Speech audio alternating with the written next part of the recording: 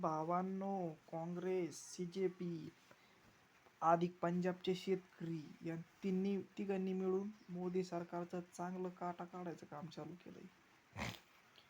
मुळात हे सगळे एकत्र झाले ही काय वाईट किंवा चुकीची गोष्ट नाही. कारण देशातली वाढती बेरोजगारी, वाढती महागाई, शिक्षण व्यवस्थेतील वाढती अराजकता, वाढता भ्रष्टाचार याकडे सरकारने लक्ष देणं फार आणि फार गरजेचं आहे. यासाठी मुळात हे जे एक आलेत यांनी फक्त परीक्षेचा आणि पेपर फुटीचा विषय न घेता, नीट पेपर फुटी जाऊ दे, सगळ्यात पेपर फुटीचा विषय हाताळत घ्यावा. बरं जाऊ दे, हे काय म्हणते धर्मेंद्र प्रधानांचा अजून एक विषय म्हणजे धर्मेंद्र प्रधानांचा राजीनामा. पेपर फोडायला कोण होतं? जो पेपर फोडणारा कोणी, ज्याने पेपर बनवला तो, त्याच्याबद्दल कोणीही काही बोलत नाही. बरं, पेपर फोडण्यात कोणाचा हात आहे? कोचिंग क्लास चालवणारे मोठे मोठे माफिया, मोठे शिक्षक, त्यांच्याबद्दल मीडिया का बोलत नाही?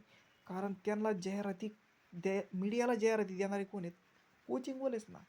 जर मीडिया त्यांच्या विरोधात बोलायला लागली तर काय होऊ शकतं? मीडिया जर त्यांच्या विरोधात बोलायला लागली तर जाहिराती मीडियाला मिळणार नाही, त्या परदेशी मीडियाकडे जाऊ शकतात. त्याच्यामुळे मीडिया त्यांच्या कोचिंग माफियाच्या विरोधात, कोचिंग शिक्षकांच्या विरोधात किंवा कोचिंग क्लासेसच्या विरोधात बोलायला तयार नाही. मीडिया फक्त बोलत आहे, मीडिया नाही बोलत, जे प्रोटेस्टर आहेत किंवा आंदोलक आहेत त्यांच्या म्हणण्यानुसार धर्मेंद्र प्रधानांनी राजीनामा द्यावा. हरकत नाही म्हणायला, मात्र मीडियाने यांच्याकडे देखील लक्ष द्यावं. धर्मेंद्र प्रधानांचा राजीनामा घेतला म्हणजे प्रश्न सुटणार नाहीत. बरं, धर्मेंद्र प्रधानांचा राजीनामा का घेणार नाहीत? कसं काय घेते? धर्मेंद्र प्रधानांचा जर राजीनामा घेतला तर सरकारची बाजू कमकुवत होईल आणि सर्वसामान्य लोकांमध्ये मेसेज जाईल की धर्मेंद्र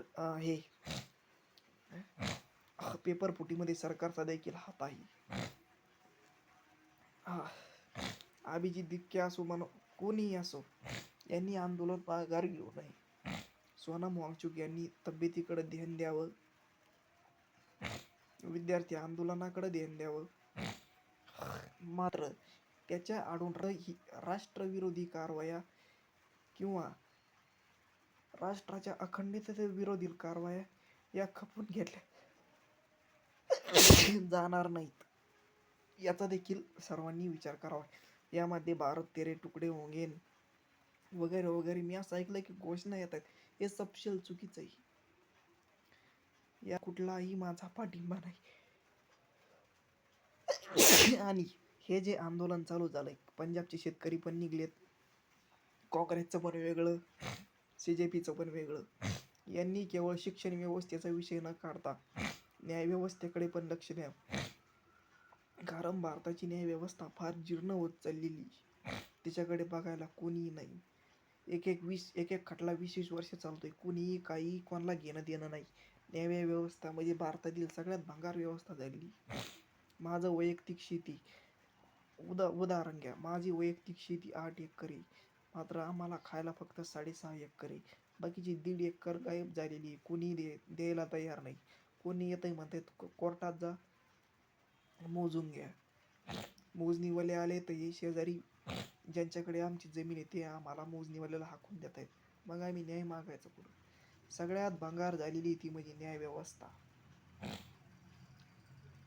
त्याच्यामुळं सगळ्यांना विनंती, अभिजित दिपकेंना विनंती, मनोज जरांगेंना विनंती, अरविंद केजरीवालांना विनंती, उद्धवसाहेब ठाकरेंना विनंती, शरद पवारांना विनंती, सगळ्यांना विनंती आहे, केवळ शिक्षण व्यवस्थेवर तुम्ही हे करू नका. कारण न्यायव्यवस्था सुद्धा भारताची फार चुकीची आणि जीर्ण झालेली, त्याच्याकडे ध्यान द्या.